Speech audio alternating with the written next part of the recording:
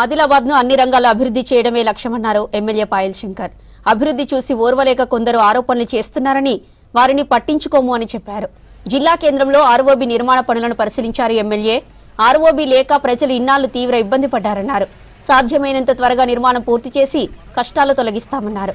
అలాగే తాంసీ బస్టాండ్ దగ్గర ఆర్యూబీ పనులు జరుగుతున్నాయని చెప్పారు. ఆర్ఓబీ, ఆర్యూబీ రెండింటికి కేంద్రం ఎక్కడా లేని విధంగా సంపూర్ణంగా నిధులు కేటాయించిందని చెప్పారు ఎమ్మెల్యే పాయల్ శంకర్. ఆదిలాబాద్ పట్టణంలో అనేక సంవత్సరాలుగా పెండింగ్లో ఉన్నటువంటి ఆర్ఓబీ దీన్ని ఎట్టి పరిస్థితుల లోపల ఆదిలాబాద్ ప్రజలకు ఇబ్బంది కలగకుండా ఈ యొక్క పనులు పూర్తి చేయాలన్నటువంటి లక్ష్యంతో దాదాపు 6-7 డిపార్ట్మెంట్ల కోఆర్డినేషన్తో పనులన్నీ కూడా స్పీడ్గా ఇచ్చేటువంటి ప్రయత్నం చేస్తా ఉన్నాం. ఇప్పటికే కేంద్ర ప్రభుత్వం నుంచి పూర్తిగా భూసేకరణకు సంబంధించిన నిధులు కూడా అన్నీ దాదాపు విడుదలైనవి. ఇంకా మరో 15 కోట్ల రూపాయలు ఇంకొక 3-4 రోజుల లోపల కూడా విడుదలైతే ఈ ఆదిలాబాద్లో ట్రాఫిక్ సమస్య పెరిగింది, పట్టణం పెరిగింది కాబట్టి ఎక్కడ చూసినా కూడా ట్రాఫిక్ సమస్య విపరీతంగా రద్దీ ఉన్నది.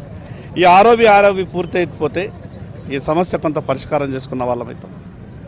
ఈ సందర్భంగా ప్రజలందరికీ విజ్ఞప్తి చేస్తున్నా, దాదాపు ఒక 2 నుంచి 3 నెలల లోపల ఈ పనులన్నీ కూడా పూర్తి చేయాలన్నటువంటి ఒక ఆలోచనతో ముందుకు పోతా ఉన్నాం. ప్రజలకు ఎక్కడైనా అసౌకర్యం కలిగితే కొంత సహకరించవలసిందిగా. మరి అదేవిధంగా అక్కడక్కడ కొంత ల్యాండ్ ఎక్విజిషన్లో కూడా 1-2 చిన్న బిట్లు మిస్ అయినాయి. వాటిని కూడా కలెక్టర్ గారితో మిగతా అడ్మినిస్ట్రేషన్తో కూడా మాట్లాడి వాళ్ళకు కూడా డబ్బులు ఇప్పించేటటువంటి ప్రయత్నం చేస్తూ ఉన్నాం. ఒక పని చేసేటప్పుడు కొంత ఇబ్బంది వస్తుంది, దాన్ని కొంత అందరూ కూడా కొద్దిగా అర్థం చేసుకోవాలి. ఈ సందర్భంగా ఆదిలాబాద్ ప్రజలందరికీ పేరున విజ్ఞప్తి చేస్తూ ఉన్నాం. ఈ 2 పనులకు ఆర్ఓబీ పనులకు భూసేకరణకు సంబంధించిన వాళ్ళు కూడా ఎక్కడైనా చిన్న ఇబ్బందులు ఉంటే కొంత సహకరించండి.